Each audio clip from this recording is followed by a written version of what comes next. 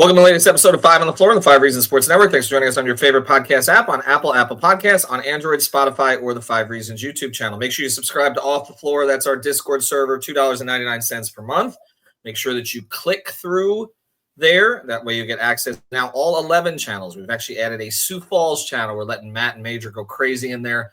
Check out all of the other channels, including transactions, other sports. We do lots of stuff, and Off the Floor you can't get anywhere else. Again, link right here in the description. Click through, pay the $2.99, and you're in. Also, check out the great sponsors of the 5 Reasons Sports Network. Includes Prize Picks. Use the code 5. Put down $5. You get $50 to play right away. PrizePicks.com, the Google Play Store, or the Apple App Store. Legal in the state of Florida. Again, you can play anywhere between 2 and 4 players across the sports spectrum. Again, go to PrizePicks.com. Key is use the code FIVE. And now, today's episode. Down the Biscayne. Yeah. 5 on the floor. Ride for my dogs. Where here's the thing. You can check the score. Hustle hard, couple scars, wearing bubble frauds. Just like Butler said, you in trouble, y'all. Kept the floor playing. Got it all banned. Y'all seen the block. Stop with one hand. And Pat we trust. It's power, have the guts. We're here to bring the heat. Y'all can hang it up. Welcome to 5 on the Floor, a daily insider show on the Miami Heat and the NBA, featuring Ethan Skolnick, Greg Sylvander, Alex Toledo, Brady Hawk, and others from the 5 Reasons Sports Network. Also, make sure to subscribe to Off the Floor for the most heat anywhere.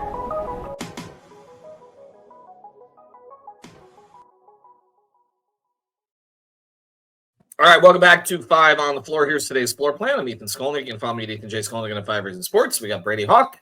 You can follow him at Brady Hawk 305.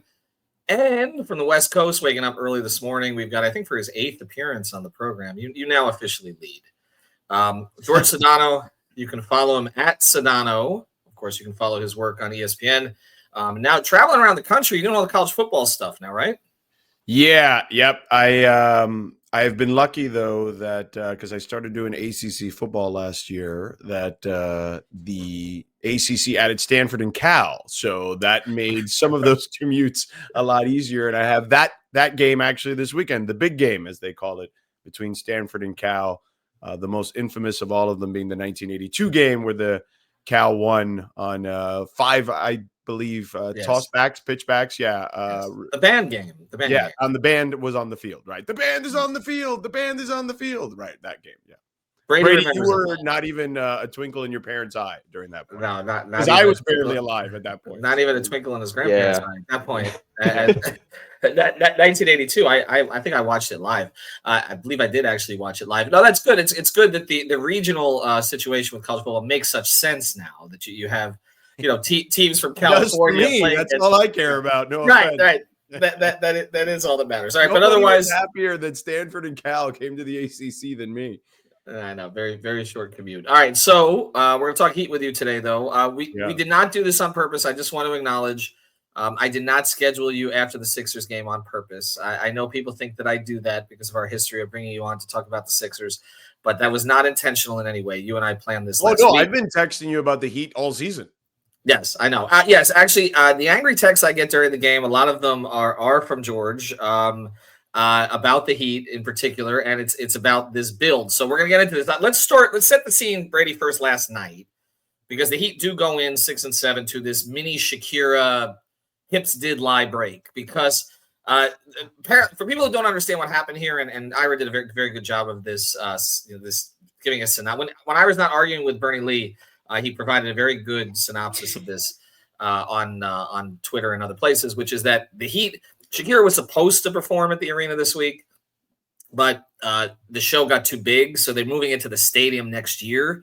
But it left the Heat with this 5-day dead spot in the middle of their season, so they've got like a little mini break and kind of a mini camp. So they're going into this at 6-7, and they're going into it with a win against the Sixers, who now have the worst record in the league. That locker room last night took 45 to 50 minutes to open. Alex was just sitting there waiting for them to open. While Nick Nurse, I guess they had a team meeting or something went along those lines. And so, again, the Heat go in better position than the Sixers do right now. And they kind of got it this way. And let's get into the scene yesterday, Brady.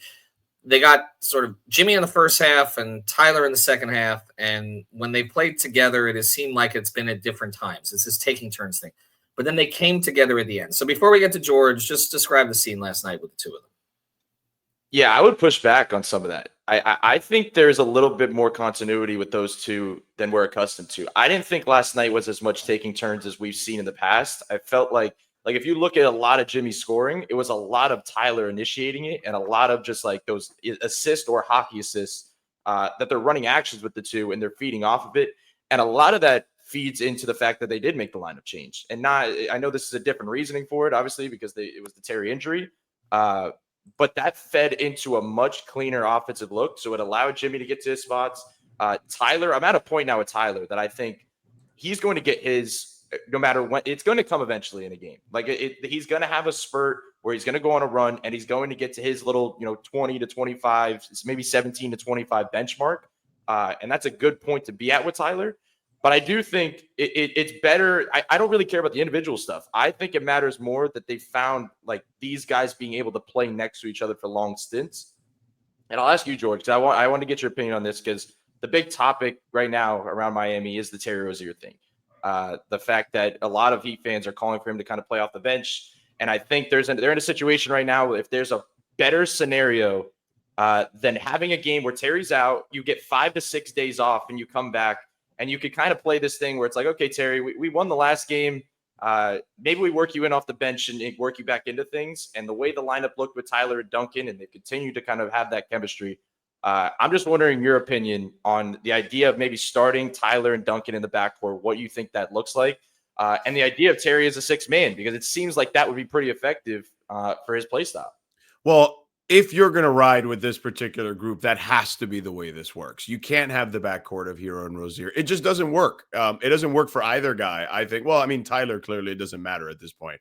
But I think for Terry Rozier, if you're going to try to maximize his effectiveness, it's going to have to be with a second unit. By the way, when he was a good player on a good team, that's what his role was in Boston. And then he went to Charlotte to be a guy who put up a lot of stats and a lot of numbers on a bad team. So I think for the Heat, the Heat, they do this every once in a while where they try to create a fit that may or may not be there because they kind of drink their own Kool-Aid. And by the way, I drank the Kool-Aid on this one too, because I also thought, well, he's got the skill set that makes sense. And I kind of talked myself into this, believing that it could work. It doesn't work. Let's just be real. And I think that the biggest problem with the Heat historically is that they take too long to figure these things out. I also think historically, and Ethan can certainly back me up on this, is that they hold on to certain builds a little too long. And while this build, I know it has slightly different, different variations of it because of Rozier, et cetera. But for the most part, this build has been the build for the last 6-7 years or whatever it's been. So, you've got to understand that at this point, or I guess now 6 seasons, right? This is the 6th season of this build. You got to understand that at some point you may have peaked and you have to figure out when to pivot. Now, could you find a pivot that allows you to try to maximize this particular group one last time? Maybe there's a deal out there. I just saw the news that the Nets are open for business potentially, right? They've got plenty of guys that I think would make some sense on this particular roster. It's just a matter of, whether they will take back what you're willing to give them. But to answer your initial question, I do like the starting lineup that they put out yesterday. I know that there are the obvious things with Duncan and Tyler defensively in a playoff series that you may have to worry about. But I do like the fact that you have 3 guys who can defend the floor. But ultimately, this boils down to this. What we saw yesterday was an engaged Jimmy Butler. And when Jimmy Butler wants to go, and I've texted Ethan this a few times this season, when Jimmy Butler wants to get to the free throw line anytime, anywhere between 8 to 10 times a game, and in yesterday's case, 13 times a game, then Miami can beat almost anybody on a given night. But will we see that Jimmy Butler on a regular basis is my question. Is he willing to do that on a regular basis? Because that's what it's going to take on this particular team. A couple things on that. First thing, you and I are aligned on that one. We've talked about a lot of things we have not been aligned on Heat stuff in the past, but on that we are. Jimmy's still the head of the snake. He still raises the ceiling. I don't know that he can get there all the time, but there at least has to be the intentionality to get there. And it seems like the intentionality comes when he plays against his friends or his foes. Like yesterday, I mean, we kind of knew he would get up because of who was on the other side for Philadelphia. It was Lowry, it was Caleb, it was Embiid. And so he was going to play hard from the start. Plus, he was refreshed from taking a few days off to kind of get the ankle right. But, you mentioned the build, and it is the 6th year of this build. And they literally had to go yesterday to start the core four from this build to change this. They went back to a lineup. Well, first thing, this lineup, and Alex cited this, and Duncan was surprised about it when I mentioned to him after the game. This lineup that they started with the 4 of them and Highsmith has only played 5 minutes together the past 2 years coming into yesterday.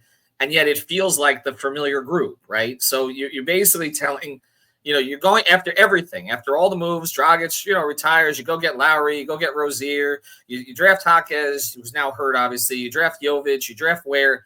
You're still back to Bam, Jimmy, Duncan, and Tyler. Like, that's what you're saying. Okay, go. And it's funny because after the game, Spo said, well, they know our tenants. So it's essentially like bringing it all the way back. Okay, if anybody's going to save this, it's going to be those guys. The problem is, again, the sustainability of that, George, and we've talked about that. Like, I mean, Brady's talking about, Tyler and Jimmy playing better off each other in terms of these actions. I mean, this is literally year 6 for them. Right. Right?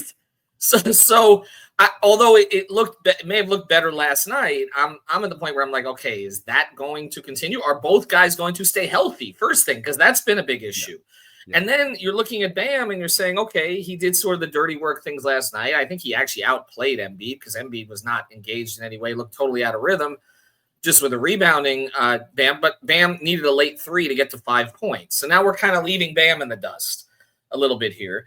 And I'll just ask you, as you go forward, you're looking at Jimmy's extension. Jimmy could opt in now if he doesn't have a market for himself out there. Right. Like, where do you see that going? I mean, if you were burning Jimmy's camp, and I know Jimmy's not probably going to listen to anybody. He's going to do what he wants anyway. But what if you're Jimmy, what are you looking at in the future? I mean, what is the market for Jimmy out there, even if the Heat decided to pivot that direction? If I'm Jimmy, I want to win a championship. I don't believe, as currently constituted, okay, and that doesn't mean things can't change, I don't believe the Heat are a championship contender, okay? And if I'm Jimmy, I want a championship. And by the way, if I'm the Heat and that's what he wants, and you can get him somewhere and you can get real pieces in return that allow you to be on the, I know we've talked about the 2 timelines for this team for what seems like forever, and you can get everyone more so on the same timeline, it makes some sense. I will throw out a mythical scenario, okay? The Golden State Warriors, they look at their team, and they lost yesterday to the Clippers. I watched that game, and I think they like their team because they can play 11 guys. But I think if you really ask them, can this team win in the playoffs, they would probably quietly tell you that they don't know, or they may not believe that to be the case. But if you add a Jimmy Butler to this particular team, then all of a sudden you feel a lot better about your chances in the playoffs. So I would look at a team like that who is on Jimmy's timeline more so, right? Now, I don't know what Golden State would do as far as an extension. Maybe put them on a similar timeline to what Steph and Draymond have, perhaps. I don't know that. And by the way, again, that is all reckless speculation on my part because I haven't, I'm just basically playing the role of Golden State here, okay, without having talked to anyone about it. But they make the most sense to me when you look at teams that they could canvas for a Jimmy Butler landing spot if they did want that. And maybe you get Kuminga in return. They probably will not want to part with him, but that's the piece you want if you're them. And then make the salaries work and see what else you can get in regards to draft compensation. I don't think you're going to be able to get a ton, but maybe you can get Kuminga a salary that matches and some sort of draft compensation. I don't know what that looks like. I'm not in that business. But to me, that makes some sense. And then you figure out what you've got with the Heat moving forward with that particular group.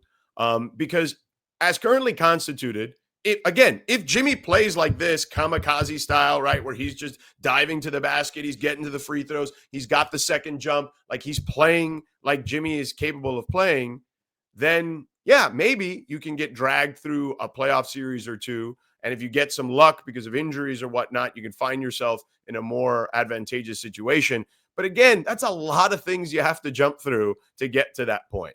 So yeah, I think that personally for the team, I think the best case scenario for both sides would be eventually to move him to a place where he can win a championship. You can recoup some assets, and then you can build this team on the same timeline, and that way Bam doesn't get left in the dust, right? That way Tyler does get his opportunity to shine. That way you can develop Jaquez into whatever you want Jaquez to be, right? Jovic, etc., Ware, etc. Like all those guys can get those opportunities, and you know that to me only happens if you're willing to finally break away from this particular build. I want to let Brady get in a second, but I just want to follow on that real quick. Do you think, and we'll get into other teams, because Golden State's one that jumps out, obviously. The West is, I mean, I'm looking right now, there are 10 teams, 8-7 or better.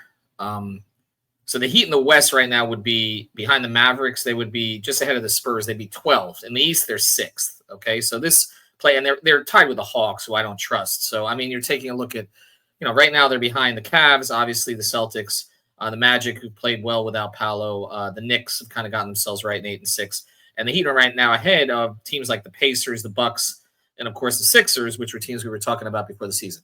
But I just want to ask you this question. So if they pivot, if they were to say trade Jimmy, do you think Bam and Tyler are good enough, okay, with the development of Jaquez, potentially Jovic, Ware, like you mentioned, and maybe whatever return they get for Jimmy, for them to be contenders? Or does this team ultimately need the Jimmy replacement? Do they need the 1A? No, they would need the Jimmy replacement. Yeah, I don't think there's any question that would be the case. But I do like then your potential, right? Like if you end up, let's just use Kuminga as the example, right? Like if Kuminga is the guy you get back, the prized piece possession you get back, and it's probably Andrew Wiggins, right, in some shape or form to make the salary work. You then can, you know, after you at some point you can then repivot and ship some of those pieces that then you think are the pieces you need to go fetch that Jimmy replacement. You see what I'm saying? You have to make a move to then make another move. Okay, Brady, jump in. So talking about, you mentioned kind of the Jimmy direction thing, and I feel like a lot of this is the fact of the way Tyler's playing. That if Tyler wasn't playing at the level that he is right now, I feel like a lot of people would be hesitant on the trade Jimmy front. But just because there is this kind of confidence in him right now, it feels like it's feeding into this. So I just wanted to ask you about Tyler. I mean, the guy's averaging like 25 points a game. He's over 45% shooting from three. Do you think this is kind of one of those? I mean, he came out the gate last year and he was averaging crazy numbers. He was doing really similar things. He was averaging around 26 points per game on lower volume. I think it was like an 8-game stretch. Like now we're at 13 games here where it's kind of consistently staying here. Do you think this is like something that's legitimately here? Do you think this is something he can consistently stay with? Because I mean, the 3-point shooting is going to probably eventually take a little bit of a hit. The volume's going to go up, and it's just, I don't expect them to stay at 47% shooting from three. But how much does that feed into the fact that you think they could go in that direction eventually, just because he's playing at such a high level? Look, I think, I mean, are you asking me what do I think of the Heat if Tyler Herro is their best player? I mean, I don't know if I'll say best player, but I think there's a little bit more like if you were getting to Tyler. If Tyler Herro is their best offensive player? Yeah, I would say that. I think they are what they are. You know what I'm saying? They're about a 500-ish type team. You know, if that's your best player on offense, they're a 500 type squad. They're a play-in type team, which is really no different than they've been anyway because of injury and 37 different lineups that they've played last year and whatever. So I still don't. They'd have more continuity if you know in this. George, equation. Are you essentially saying they're the Hawks, basically? I mean, with Trey. Right. I mean, that in that realm, yes, that's what I think they are. If he's your best player, but I think if he's like your third or fourth best player, then you're a legit title contender. Depending on the other George, two are. You know, George, what do you think his market is right now? Just out of curiosity, because we've talked so much about that last 5 years. It hasn't been high in the past, but I think some of that is people have believed him to be a little bit of fool's gold, right? In some way, shape, or form. They also did not believe him to be durable enough. And I think that he's been beat up too much in that regard. I think that, but unfortunately, perception is reality, right? because remember, the other GM's job is to knock the other side's viability for a trade, right? So, and unfortunately for Tyler, he took the brunt of that in a massive way. Now, I would imagine it would be higher right now, but again, I think that some of that would be, and I haven't asked anyone, so I wouldn't know. I think with Jimmy, I have a better idea if the Heat did go that route. And again, I'm only advocating for Jimmy being traded if that's what Jimmy wants. And maybe that is what he wants. I don't know. No, has anyone asked him? I don't know that to be the case. But well, he wouldn't give you. I mean, the first thing with Jimmy, the answer would change minute to minute, and it would probably be the opposite of whatever it is you were asking. That's right. Okay. But my so like again, if Rozier goes to the bench and Jimmy can drag them, and be this guy that we saw yesterday on a more consistent basis, then sure as hell, I feel like, hey, they're a tough out, right? And the East kind of stinks. And could they get themselves to a conference finals and then, we'll see what happens? Okay, pie in the sky, like I said earlier, a lot of things would need to break their way, but sure, why not? But I feel like with Jimmy's marketplace, I think it's just a matter of the teams that feel like they're close, okay? And let's just do this exercise for a second. We already mentioned the Warriors, right? Dallas would probably be a team he'd want to go to. I just don't see a path for Dallas, to be honest with you, to make the deal. They don't have assets, so I would kind of rule them out of the equation, and they're not trading Derek Lively. And, I don't know what the fit with him and Bam would be like anyway, and you already have Khalil Ware, like in theory, to be that type of player or more, potentially. Even though I do think Lively, I don't think people realize he can shoot the three. He just wasn't allowed to shoot threes last year. Right. So let's rule them out for a second. Houston, okay. Yeah. I mean, Houston is intriguing because you could get like really good young players potentially in return. And why would Houston do that though? But that's the point. That's what I was going to get to. My guess is Houston would look at it and say, we have guys that can do what Jimmy does, and they're younger and cheaper. I mean, whether they believe that to be the case or not, I mean, those young guys aren't necessarily capable of dragging them across the finish line, but are they ready to be dragged across the finish line? Do they actually believe that they're in that group? I don't know, I mean, there's that, but you look at the West right now, and I want to go to a break in a second, then we'll come back with some rapid fire. But like, you look at the West with the teams bunched up. I mean, you mentioned the Mavericks. I don't take the Spurs seriously as a threat this year. The Blazers, obviously not. The Pelicans, the Jazz. The Pelicans have too many injuries. But you look at those 11 teams all the way down to the Mavericks. I mean, you can make a case, any of them, with the Jimmy Butler. I mean, because you're looking at 11-3 down to 7-7. We're talking about 11 teams are within 4 games of each other. Like I think there are teams that are going to talk themselves into the idea that if we add one piece, particularly that piece. I mean, the market actually does set up for Miami in that sense. I mean, there's no runaway in the West. I mean, I think most people think the Thunder have the best young talent. Obviously, the Lakers have the 2 old heads. The Houston's on the way up. The Suns were my pick to come out of the West. They're 9-6. I don't see a fit for him there necessarily, not without Durant come back the other way, which is not going to happen. I could see, look, again, without getting into players and contracts and all that, I could see the Nuggets. I could see the Grizzlies. Like, I could see, obviously, he's not going back to Minnesota. But I could see a lot of these teams where he would be a difference maker. And I do think that does create a market for Miami. And I think you do have to get a sense of what Jimmy wants. But the other issue is, like, there's the alternative, which is Jimmy opts in at the end of the year, and then you're going to have decisions to make. By the way, Jimmy opts out and just walks. Don't rule out the Lakers wanting to get in on that at some point, too, if that indeed is the case. Not that only because I just know that LeBron is always looking to add great talent. You know what I'm saying? Like, and he loves Jimmy. He loves Jimmy. I would say that, some would say that they were very friendly at that Netflix starting 5 thing, but I also don't. Maybe I don't know if Jimmy wants to, if that's what Jimmy would want to do, at this stage of his career, is play with, basically be the third guy on a LeBron AD type team. I don't know if that's something he would want to do either, to be honest with you. Yeah, but also when you're a guy who's on a bunch of commercials and all that, going to Los Angeles is not the worst thing, even if you are the third guy. So you can lean into that. All right, on the other side, we're going to do some rapid fire around the NBA. here with George. Before we do, want to mention a great sponsor of the 5 Reasons Sports Network, our friends over at Water Cleanup of Florida. You can find them at WCUFL.com. Michael Robert, his team, they got you covered every step of the way from the first leak. I live in downtown Fort Lauderdale, the flooding down here. Protect your home or your place of business. Check them out at WCUFL.com. They're based in Boca Raton, but they service the entire Tri-County area. They were helping people in Central Florida, West Florida, all over the place because they're the best at what they do. And if they can't get the job done, they will let you know. It's hard to find an honest contractor these days. These guys are it. So check them out. Water Cleanup of Florida. Check out their 100 5-star reviews on Google. It's WCUFL.com. If you've got the schmutz, they got the guts. All right, let's do a little rapid fire. Brady and I will switch off here, but I just want to are the Cavs for real, George? What's your definition of for real? I mean, are they a legitimate threat to the Celtics? Because right now they're 15-0. Maybe. Maybe. I think that the Cavs, I'm trying to think. If I had this correct, I want to double check where they are right now. They have the 25th strength of schedule to this point in the season.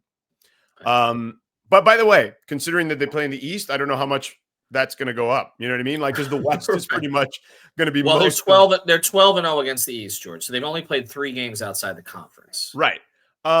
Look, I think, could I see a scenario where Cleveland is in the conference finals against Boston? Sure. Why not? Like, I think that those guys have done a nice job. Kenny Atkinson deserves a lot of credit. And again, I like JB Bickerstaff because I think he's going to make some inroads with Detroit very quickly. And I feel like he was scapegoated a bit in Cleveland, but it seems like from the outside looking in that some of his players were not aligned with his vision, okay, for whatever that was worth. But Kenny Atkinson has done a nice job of aligning that vision with these particular guys.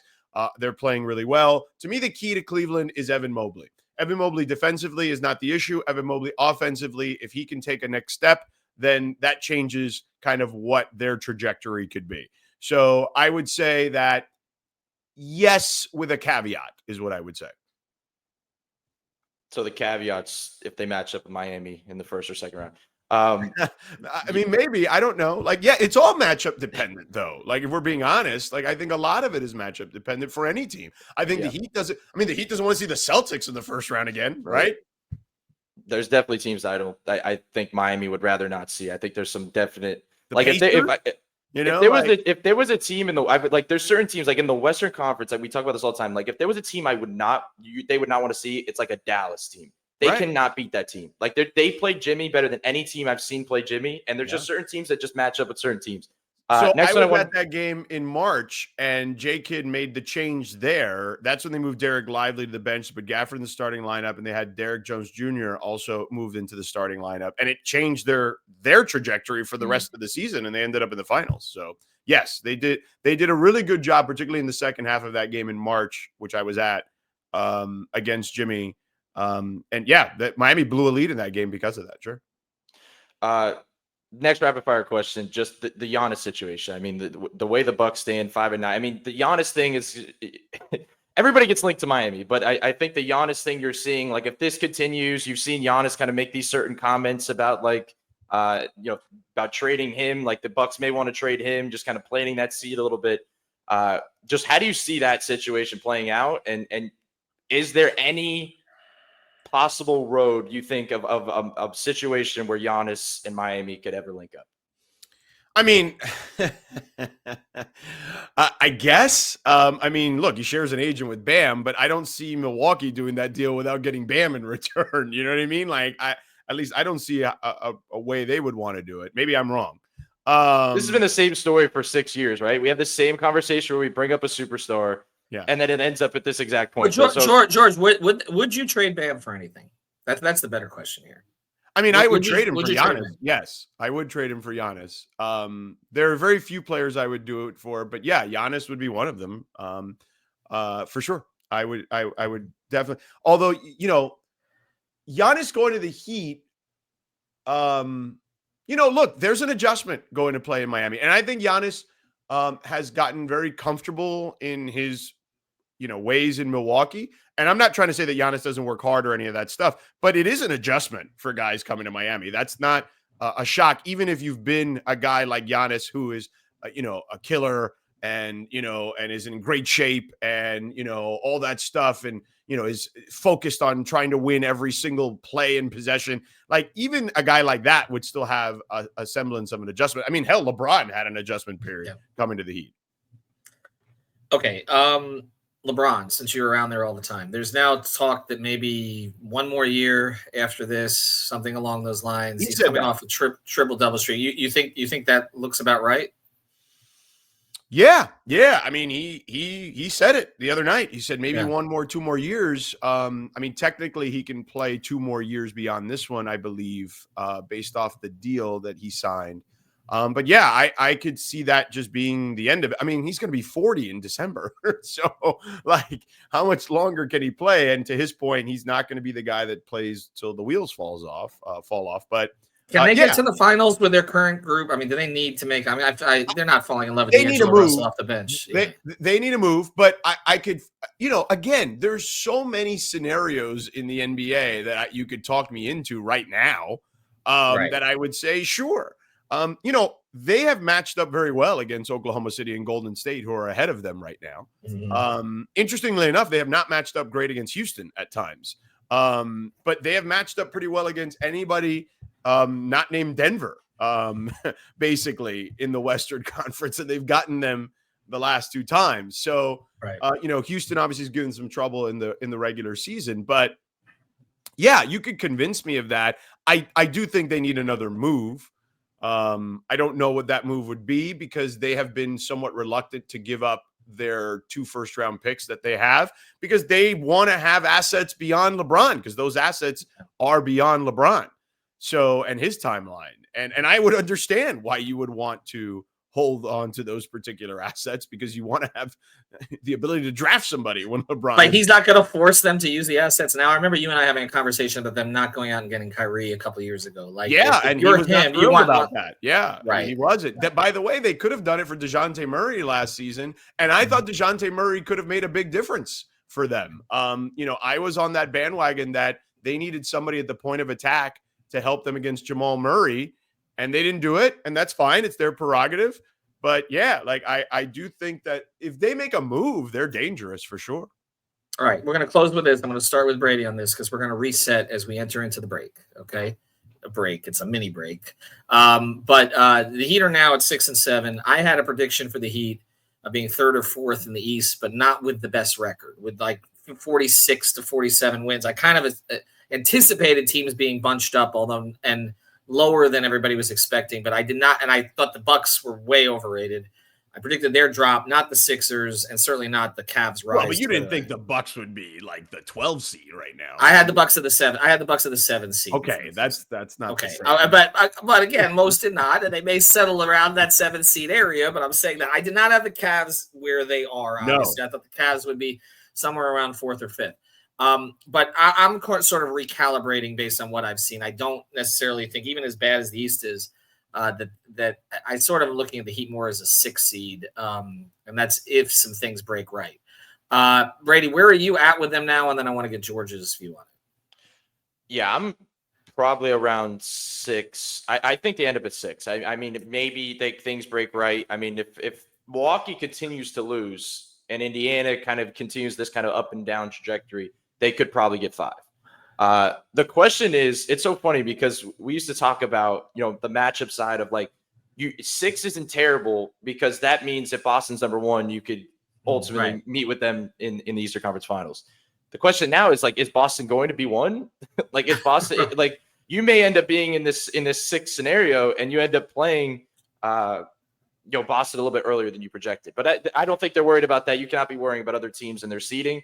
But I do think ultimately, I really do believe Miami's in a position where they're not a playing team this year. I think they could play themselves out of it. I kind of felt that Indiana would take a little bit of a dip, and it started early in the season. Maybe they find their stride offensively and they get back to some things and take a jump in the standings. But I do kind of see a layout because Miami late in the season has an easier schedule.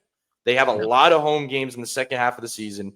Not necessarily a good thing, Brady. We talked about that a lot where they say, yeah, that's a good point. That's a good point. But we talked about it a lot too, where it's like right before the trade deadline, they start fooling themselves into saying, okay, well, we don't really need to make a move because, the schedule gets a little bit easier. We have a bunch of home games down the stretch and we can make a push.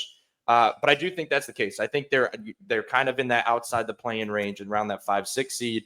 And then we'll see what happens in the playoffs. Maybe a team like, as we joked around, like Cleveland, maybe they get a good matchup and they play themselves out of it. So I believe that everything breaks their way. Everything is great. Oh my goodness. I can't believe they had all this good fortune. They could probably be the 4. But I think more than likely they're the 5 or the 6. And if I had to put money on one, I would probably put it on the 6. But yeah, I think that 5 is possible. And I think 4, if every single thing broke their way, is a possibility. But yeah, I think they can keep themselves out of the play-in. I think Milwaukee can get in that top 6 eventually. They'll right the ship. I think Philly will be in the play-in probably if they can get themselves with some relative health. I don't think they'll be the worst team in the Eastern Conference. But, I just don't know if you can bank on any of that. I mean, even a guy like Maxey, who, I was at the game where he pulled his hamstring. So it was against the Clippers. And, we already know the injury history of Embiid and Paul George. So I feel like they made all the right moves, I think, to put themselves in a good position. It just sometimes that's not how it works, But they should be better even with who's been in and out. It's a little weird. Oh, I agree. Right?